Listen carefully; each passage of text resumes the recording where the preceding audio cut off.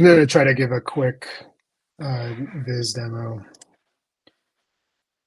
Stephen, you were all done, right? Yes. Okay, so this is kind of a recap of stuff I've been demoing over the last couple weeks, but basically just want to show in totality a lot of the AutoViz updates. I haven't gotten much feedback on these, which could be a good thing or could be a bad thing. They've sort of silently gone out the door, and it's been nice that we haven't gotten many complaints about it, but hopefully they've just sort of subtly improved customers' workflows. So the first one I'll demo is just we had a lot of feedback early on that customers would create charts that would have things like multiple measures pretty frequently, and the original behavior was to map the multiple measures on two distinct axes, and now we just lumped them all together because they were manually having to move them all over. Um, the next one is when you're editing charts now. So if you go in and you might be sort of experimenting with different styles. This doesn't look great, but let me limit this down to like 100. Um, so you might set like a color palette on a stacked bar and then switch to pie, and you might want to like choose a different palette. Um, and then you decide, actually, that stack bar was better. So we retain the color mappings now. We don't reset everything. We retain basically all the properties while you're in sort of a ephemeral editing mode. And once you save to a dashboard or move to a different screen, we drop whichever sort of ephemeral settings are no longer used. Like if we decide to stick with this stack bar, we'll drop those settings for the pie chart.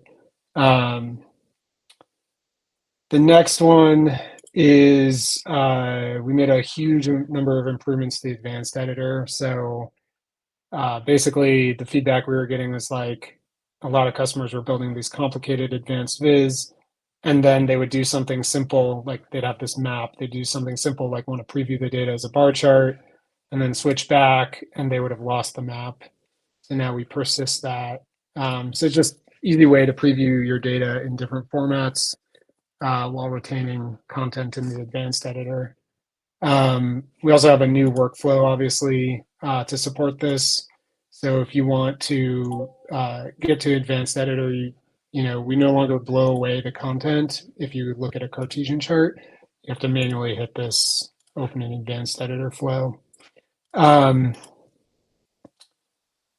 The next one I quietly released last week and didn't demo, but basically, um, when you're in auto mode today, if you have something like a simple chart like this, so I haven't touched the chart at all, and then I add like a temporal dimension. I'd expect it to switch to a line chart, which it does. But let's say I go back and I'm really deep in my editing flow here, and I can sort of simulate this by, let's say, I don't know, I think changing the color should work. Hopefully the demo gods are with me. So I change the color, and now I want to add a temporal dimension. Um, Now I'd expect it to stay a stacked bar chart, which it does. This sort of simple demo maybe doesn't highlight the pain this relieves because you might feel like, well, that's like a trivial change. Like you just changed the color and then added a temporal dimension. Um, but the feedback we were getting is that people would be deep in their workflow and then be adding fields, and all of a sudden the viz would start changing. So basically, under the hood now, what's happening is when you edit a property of the chart, we persist whatever chart type you're on, and you can obviously still go up here and click to switch it, do whatever you want, but that way it doesn't feel as jumpy. Um, and then the last one, which I have not deployed yet, and it's still somewhat buggy, especially with the multiple dimensions use case, but I'll try to give an example of how it works, is um, when you today when you haven't interacted with the chart at all, you might have you might end up in a situation where you have a lot of like measures specifically mapped to one axis. Like maybe you really want your measures on the right axis. And if I start adding other fields, the code today would remap your field mappings. And the change on this local branch, which again is still a little bit buggy, is that it tracks whatever manual field mappings you've made. So I just manually move these to the right axis. If I add another field, I expect those to be persisted. And voila, they haven't moved.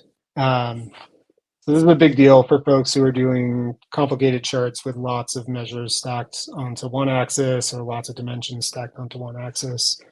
You can also do sometimes like interesting and silly things like if for some reason I really want temporal dimension to be my color by, um, you can see here what just happened is actually kind of interesting. I manually moved traffic source up to x-axis, and in the past, the temporal dimension always had the highest priority, and so it would always blow away whatever was in the x-axis slot.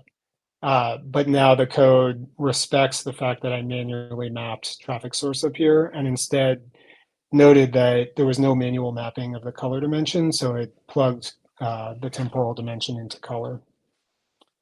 So this should have gone out this week, but I got pulled into some support stuff for embed.